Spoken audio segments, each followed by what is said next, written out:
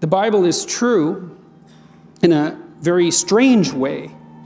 What you do as an educated person is sample that structure that constitutes the sum total of the texts of our civilization.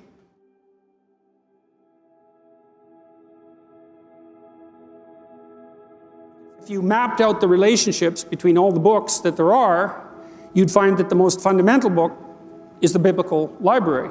And I think that's even merely true historically. It's partly why the Museum of the Bible was so interesting to me, because walking through it, you see how the book aggregated itself across time and became fundamental. And the first book that was really widely available for printing, purchasing, and reading was the Bible. And all the books that we know about now, the millions of books that we have, emerged from that base, that trunk. And they're all related to that.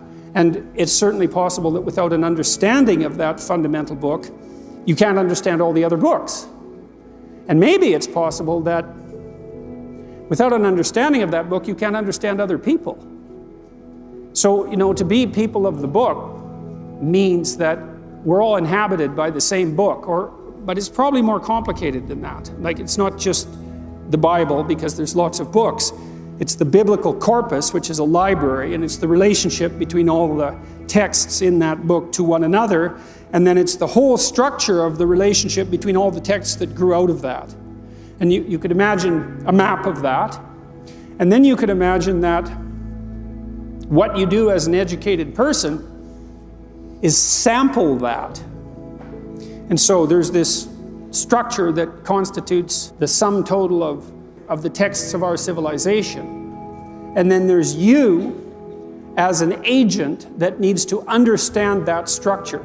But you can't read all the texts, obviously, because how much time do you have? Nowhere near enough time to do that. You have to sample it in a way, though, that gives you an understanding of let's say, of the gist of it, something like that. And maybe the best way to do that in a fundamental sense is to become familiar with the biblical writings per se, and then to move on to other literary forms from that.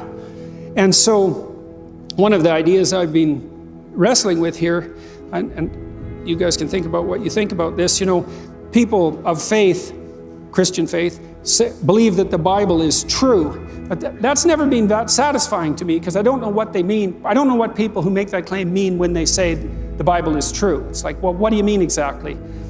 Is it true like a videotaped recording of what you did this morning is true? Now, if it's not the Bible, it might be some other corpus of texts, but it might be. It isn't. And if it was, well, is it going to be a corpus of texts that we share? Because if it isn't, then we can't share our perceptions and our values, and if we can't share those, then we fight. Those are the options, right? We either stabilize our hierarchies of value in some way that we agree upon mutually, or we fight. Or we're unbelievably chaotic and confused, and that'll just produce fighting in any case.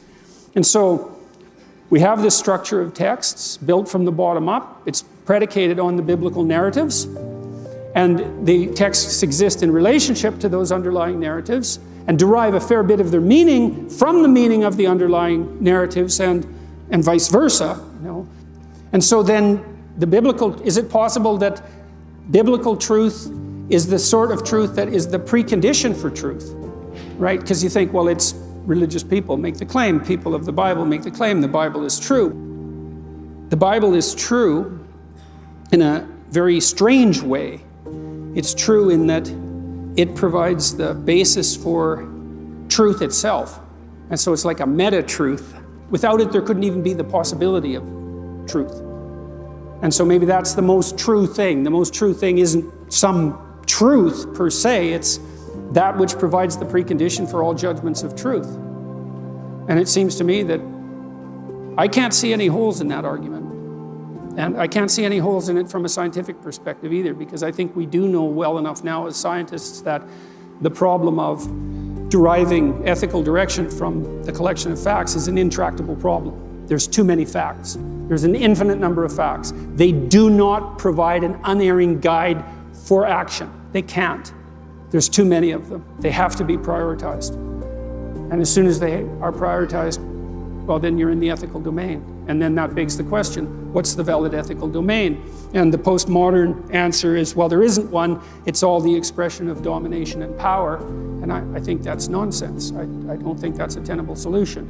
I think that we stumbled onto the proper answer in some sense in our religious enterprise, which is that we aim at what's highest, or we don't. We aim at what's highest jointly, or we're divided. We aim at what's highest, and that gives meaning to all the things we do that are subordinate parts of that. We aim at what's highest, and that's what collects us and gives us structure, all of that, singly and jointly. And that's all what we've been trying to communicate all these centuries as we've been trying to communicate the whole religious corpus, generation after generation, and to sort this out and to straighten it out and to try to understand it. And I think that's where we're at now. Maybe a little bit more conscious of what this all means, and maybe a little bit more capable of being more certain as people of the book that the faith we have in the textual corpus that we inhabit we just haven't done better than that. And we strive to flesh it out, we strive to understand it, but fundamentally, it seems to be true in that fundamental sense that I just described, which is not merely true, but the precondition for truth itself.